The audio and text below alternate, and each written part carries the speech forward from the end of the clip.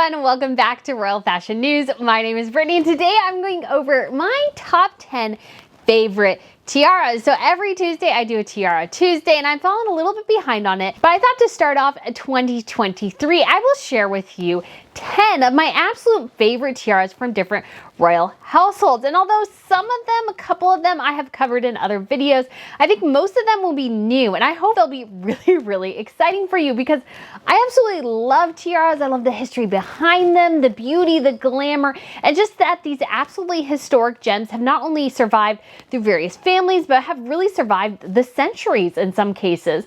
And there's even one diamond that was actually fought over between two countries because it was so coveted. But I will say before we begin, if you haven't subscribed, please go ahead and do so. We're slowly inching towards 20,000. I'd be so excited if you guys would join our little community here. So I will be reviewing jewelry and fashion, and I also have starting to do some unboxing. So I'll be buying either replica royal items or sometimes even the items themselves and showing you how they fit, what they look like, and those sorts of things because I really feel like you don't see that anywhere. And I love royal fashion and I really do enjoy showing off some of the purchases that I have made. I think they're so fun and I really like trying to emulate royal style the best I can. But without further ado, let's get started. So my first one on this list, I'll have to say, is the Strathmore Rose Tiara. This one it's one of the white whales of tiara watching.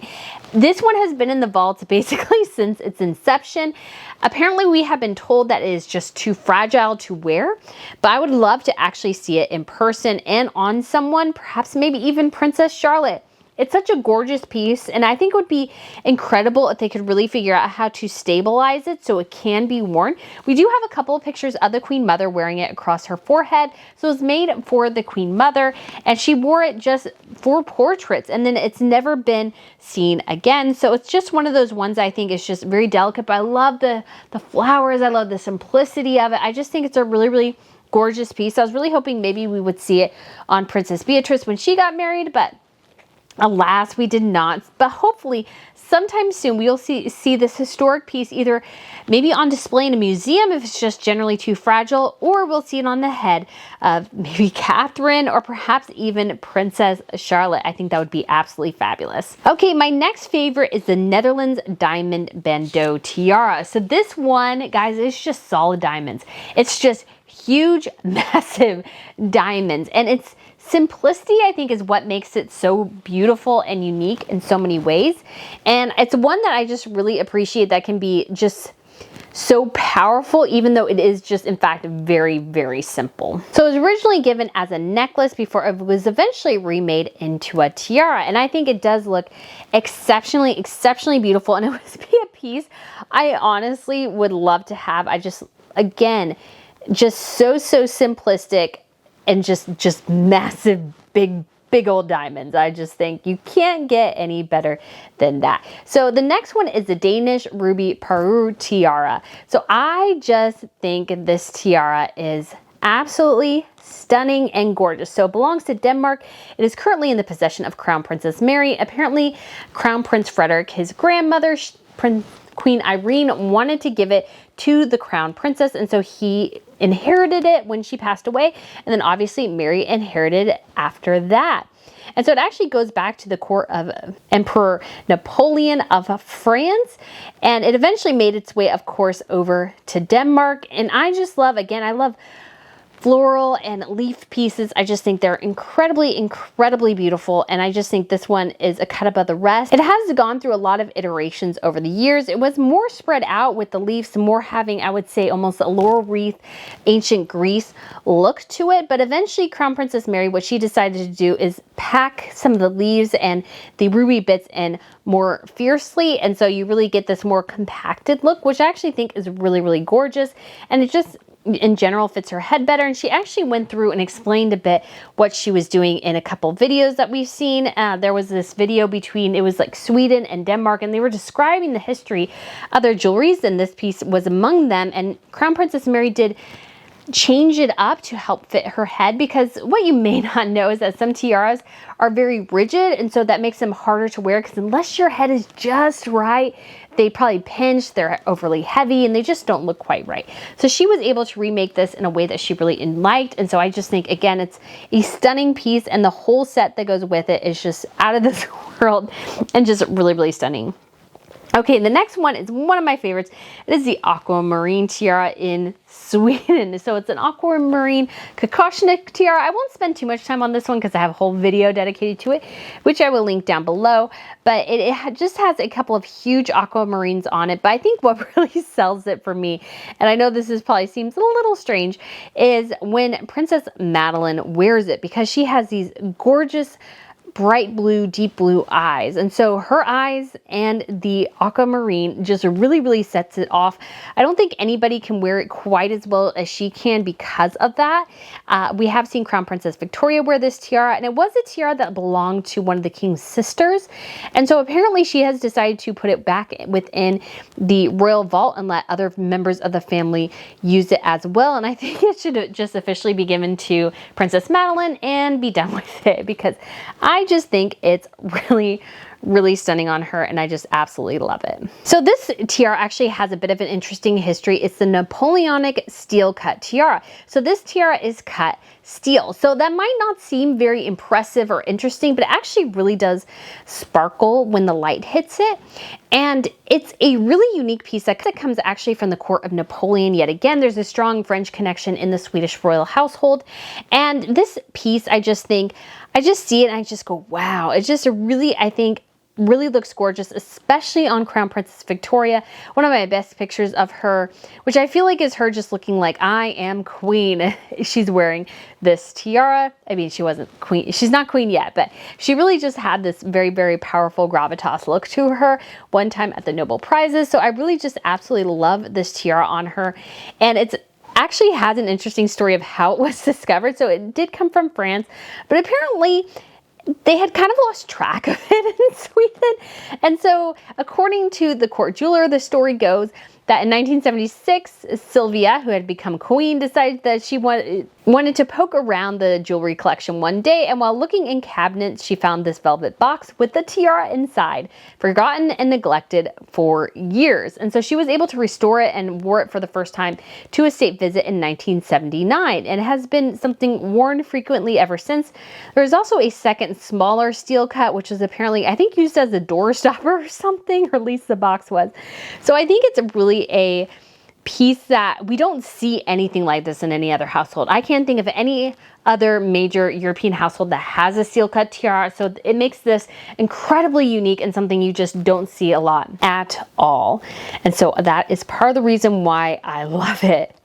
All right, so over to the Netherlands yet again. I do generally say I do love their tiara collection. I think it is one of the best in Europe, just a bit competitive with the British, I think. And that is the Dutch Sapphire Parure Tiara. It is the one that Queen Maxima wore to her investiture as queen, or her husband's investiture as queen. And so this one has two settings. It has a lower setting, which is how she wore it for the first time. And then it has a bit of a grander setting where the centerpiece really does go up almost like a bit of a hawk or a feather or something. And so I just feel like it just really, really looks stunning on her. I just really, really love it. And I just love the look of it. And it's just great to see something that is really, really grand, because not all the European households have something that is this stunning. And I just do think the construction of this is very, very well done. It has really a beautiful, beautiful look. And I will say probably one I should have put on here, but I have done a whole video on it, is the Dutch Ruby Parure Tiara. It is also just absolutely gorgeous. So the Dutch really have an absolutely fantastic collection, and this is, again, one of my all-time favorites. Okay, so back over to Sweden, who also have fantastic tiaras. And the next one is the Baden Fringe Tiara. So this is one that is usually worn by Crown Princess Victoria. It is very closely associated with her and something that is generally worn by the Crown Princess. I think that's the stipulation within the family. Although others have worn it, it just really does, I think, look fantastic on Victoria. It has this great fringe feature, which has more, I would say, points perhaps than others. And I like how the points are are diamond shaped, which means they go up and they taper at the top, and then they taper in at the bottom too, and the middle part is around us, and they have little spikes going in between. So I think it's just a really interesting looking piece, and I feel like it's just different than the rest of the fringe you see, which usually just have the pointy bits, but not usually just in the same setup. So I really think this one is a cut above the rest. So I just really love this fringe piece. It's one of my favorites, and I think Crown Princess Victoria wears it exceptionally well. All right, so my next favorite tiara, I have to say, is Princess Eugenie's emerald tiara that she wore to her wedding. This was a huge surprise. I wasn't sure what she was gonna wear, but I definitely was not expecting that. And I love Kakashnik styles. It's one of my favorites. It's a reflection of a Russian style, and I just love the emeralds here. It's so big, especially the central one. It's gorgeous. It's got a very, very simple structure. Yet it's very grand, yet it also, I mean, it's just, I think, perfect. I think she wore it exceptionally well. It just looks supremely good on her. And I was just in love with this, and it's just so surprising, and it gives you an idea of how deep the British vaults are, that this was in there and we had no clue. This was literally an entire mystery to, when we first saw this, I was like, that's in there? I think I probably first thought when I saw it that maybe it was something that was purchased for her. I was just totally surprised to find out it was actually British. It was actually from the Queen's vaults, and it makes you wonder what else is hiding in there. What other gems can we uncover? And so this was actually part of a set that was given to the Queen upon the death of the Honorable Mrs. Ronnie Grenville. And so just so you know, when it comes to inheritance taxes, if you leave something to the Queen, your family doesn't have to pay it. And so she left a lot of her jewelry to the Queen, and so this is the first time that the Queen has allowed somebody to wear it, but I believe it was given to her back in the 50s, or maybe in the 40s. So this has been in the vaults for a very, very long time, and it just really does look absolutely stunning. Okay, so my next favorite tiara, I have to give it again to the Dutch, and that is the Steward Tiara.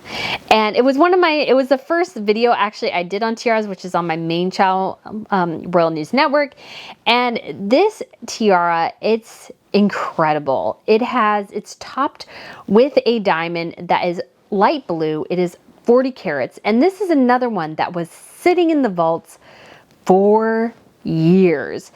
We didn't know where this tiara was. There was questions of, did they dismantle it? Did they sell it? We just weren't sure. And the diamond at the center of it, so the Steward diamond, is light blue, and it was fought over centuries ago. And because it originally been in the Netherlands, and then we obviously had King William and Queen Mary. So Queen William of Orange and Queen Mary, they went over and reigned in the UK. So Queen Mary came from, I think, King Charles the First or Second, and King William was from Orange, so that's the Netherlands, and so they reigned together, and then the diamond ended up going back to the Netherlands, and then the Brits wanted it back, and the Dutch are like, well, no, we're not going to play that game. And so this tiara was worn a lot by Queen Juliana. So once Juliana passed the torch to her daughter, Queen Beatrix, all of a sudden this tiara disappeared. So former Queen Beatrix, she is now Princess Beatrix, she is not a fan of the bigger tiaras. Apparently they give her a lot of headaches, so she did not wear a lot of the bigger pieces much. Maxima, that's a much less of a problem. So we first got an inkling that this tiara, which was another white whale, all people who enjoy watching royals and tiaras, we were all waiting to see if this tiara would once again make a comeback. And all of a sudden we saw Maxima in a lower setting of this at the state visit to Luxembourg after she became queen. And then we saw the full version of it when she did her state visit to the UK. And it was magnificent to see the full thing. Obviously, in relation to the close connection between the UK and the Netherlands, especially historically, she decided to once again wear this tiara and wear the full version of it. And it is a stunning piece to behold. It's only unfortunate that the Brits are so, I would say, again, they don't allow a ton of photographers in for these state visits, so we didn't get a ton of pictures of it. So it'd be lovely to see it a bit in a different setting. But Maxima, of course, has busted out this tiara in lower settings a couple other times, and she's actually been playing around with it. And so we actually have now 4 different versions of this tiara that she's technically worn.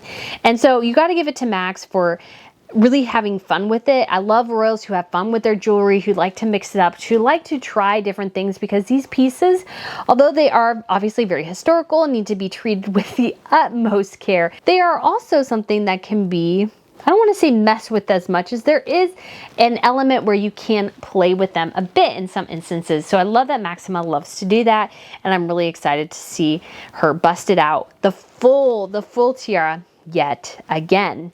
Okay guys, so for my number 1 pick, and I do have to give it to this because the more I see this tiara, especially in some really high quality pictures, the more gorgeous it is. And that is the Queen Mary's Lover's Knot Tiara, also often called the Cambridge Lover's Knot Tiara.